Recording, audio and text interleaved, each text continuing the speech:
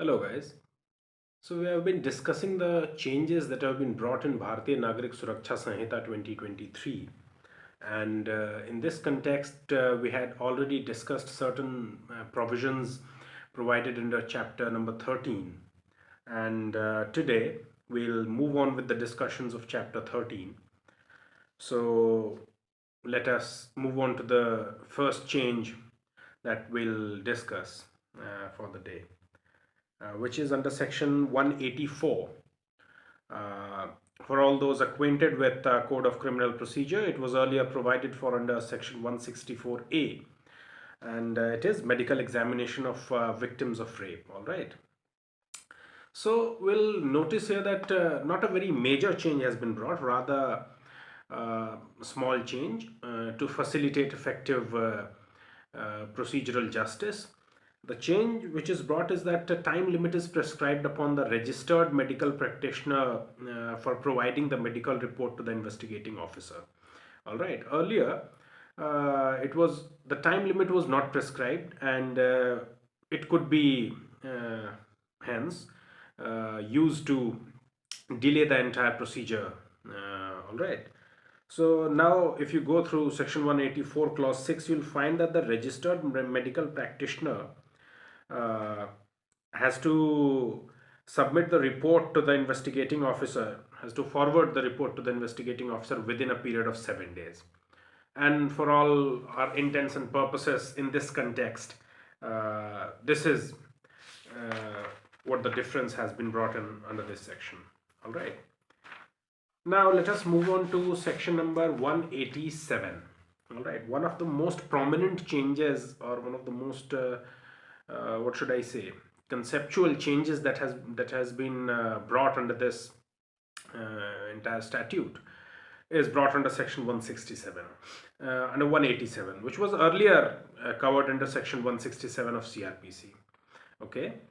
uh, but before we delve into that aspect, if you note section 187 clause 2, all right, section 187 clause 2, there a new phrase has been added which was not present under the Code of Criminal Procedure. And what is the code in this context here? What is the addition, I would rather say?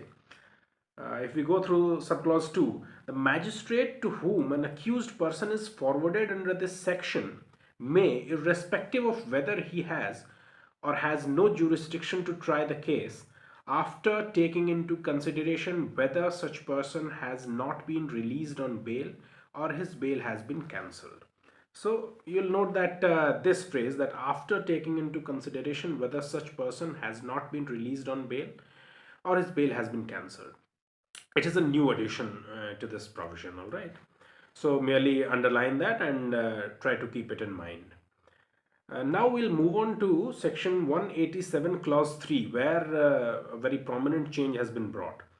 Uh, Earlier, we have studied under 167 of CrPC that police custody could be provided only during the first 15 days. All right. So under BNSS, the entire time period of custody has not been changed. All right. The entire time period of police custody still remains 40 days only. Uh, 15 days only. I'm sorry, 15 days only. But what is to be noted is that this 15 days could be used within a span of either 40 days or 60 days, depending upon the gravity of the offense. So we'll see that if the offense is punishable with death, lifer, or an imprisonment of 10 years, then the police custody of 15 days could be invoked within the period of first 60 days. So now police can ask for custody anytime during these first 60 days, and it is not necessary that the entire period of 15 days has to be claimed all at once. So we can ask for police custody of a couple of days during the very first week, and then for 5 days after a month.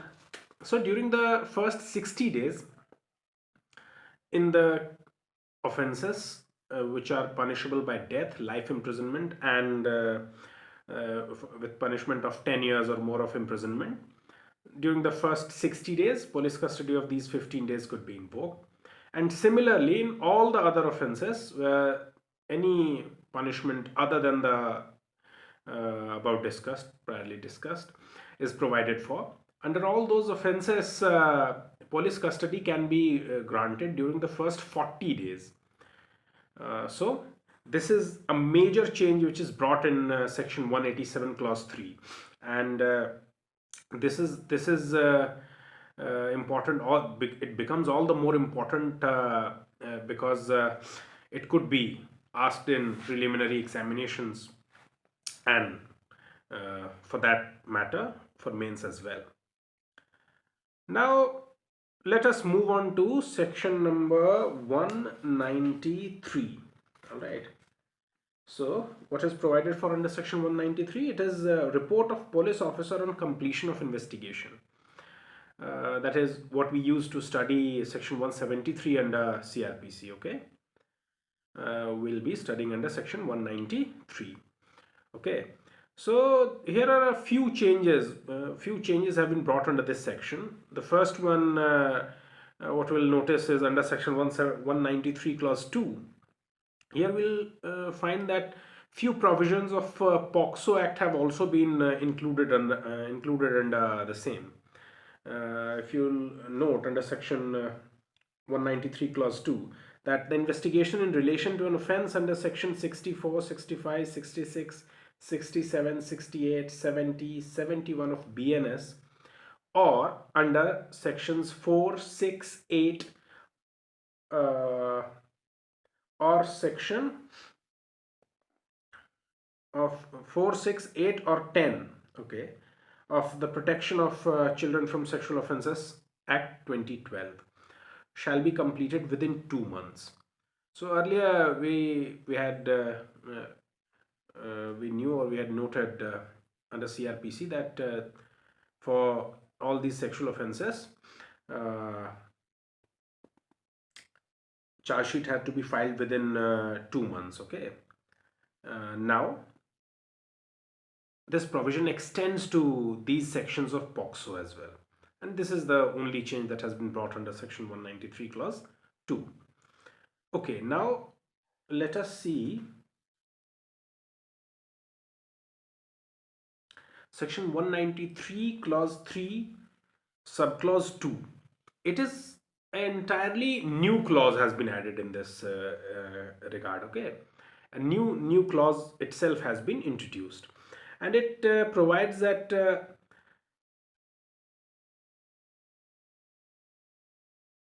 informant or victim should be informed about the progress of the investigation within 90 days, and such information, such communication could be made via electronic means as well, electronic modes of communication as well. Okay, so that is section 193 clause 3 subclause 2. And now we'll talk about section 193 clause 8. What is to be noted in this context is that this provision was already existing in CrPC, okay, but it was not obligatory. Now it has been made obligatory. And what was the provision? The provision was that the investigating officer who has done the investigation and has collected the evidences, the copy of all those collected evidences had to be provided to the accused. But earlier it was provided only after the magistrate instructed the investigating officer to provide such copy to the accused. But now it has been made obligatory on the part of the investigating officer that he must provide a copy of all the evidences that he has collected in that case. So if we note that the entire changes that we are discussing one after another, all these changes are merely to facilitate the procedural efficacy and procedural ease of the entire criminal justice system. All right. So to provide equal opportunity to the accused as well to address his side and all the issues that have been raised. Uh, this provision has been made obligatory upon the investigating officer, that he must provide him with a copy of the evidences that he has collected during his investigation. All right. Okay. Now we'll talk about Section 193, Clause 9, Proviso. Earlier, under CrPC, the provision generally was that once trial started, further investigation could not be made. It was general provision provided in the CrPC. It was not written in black and white. Nevertheless, generally it was done that once investigation had started, once the trial began, there was no further investigation done. But a change has been brought as such, uh, and now even when the trial begins, further investigation could be done, but such investigation could only be done after the permission of court is sought. All right, after permission of the court is taken, and along with it, once again, a time limit is provided for, and this time limit is of 90 days, that such investigation could be or should be done within an ambit of 90 days. But it is not a very mandatory provision, because the court, if it feels necessary, can of course extend this time period. So what is important for us is that further investigation could be done during the course of trial as well, and such investigation should be completed within a period of 90 days. 90 days is an important aspect of this discussion, and if the court considers it necessary enough, it can extend this time period. All right, so we are done with section 193.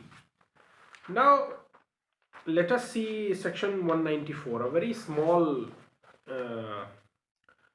but a very prominent change has been brought here. Uh, Earlier, now when we see section 194, it provides for police to inquire on report on suicide. That is the inquest report that we studied under section 174. All right. Here, earlier there was no time limit provided for the same, but under BNSS a time limit has been prescribed, and now the inquest report shall be sent to the DM or SDM within a period of 24 hours. So if you notice that in all these changes certain underlying principles are covered, and what are these principles? That the legislature has tried to introduce time limits. The legislature has tried to facilitate effective procedural efficacy uh, by allowing superior officers to be involved in the investigating procedure. It is merely trying to create obligations, and it is merely trying to effectively impart justice by creating certain time limits. So all these underlying provisions are the same, and once you try to understand all these, memorizing all these facts and figures will become important, will become easy, rather easy. So try to understand the reasoning behind all these changes. Try to understand the legislative intent behind all these changes. All right. So once you do that, it will come easy. And under this chapter, let us just go through one last change, which is under section 195, which is power to summon persons. All right, and it is quite similar to what we had discussed under which sections? Under section 179. All right, we had discussed that the time period for calling some witnesses to the police station, the ages, and below 15 years but above 65. It was earlier talked of above 65 years if a person is a male, and Under BNSS, it was decreased to it was decreased to 60 years. The very same changes have been brought here as well. Uh, Below 15, above 60, women, physically or mentally challenged persons, and persons with acute illness. All right, and quite similar to the second proviso that we had talked of there. That if the person is willing to come to the police station, then there is no bar upon him unattending or coming to the police station. All right. So these are the changes under chapter 13, that is investigation. And in our coming videos we'll discuss about certain other changes or certain prominent changes that are brought under different chapters of the BNSS. And I believe soon enough we'll be done with BNSS. Thank you.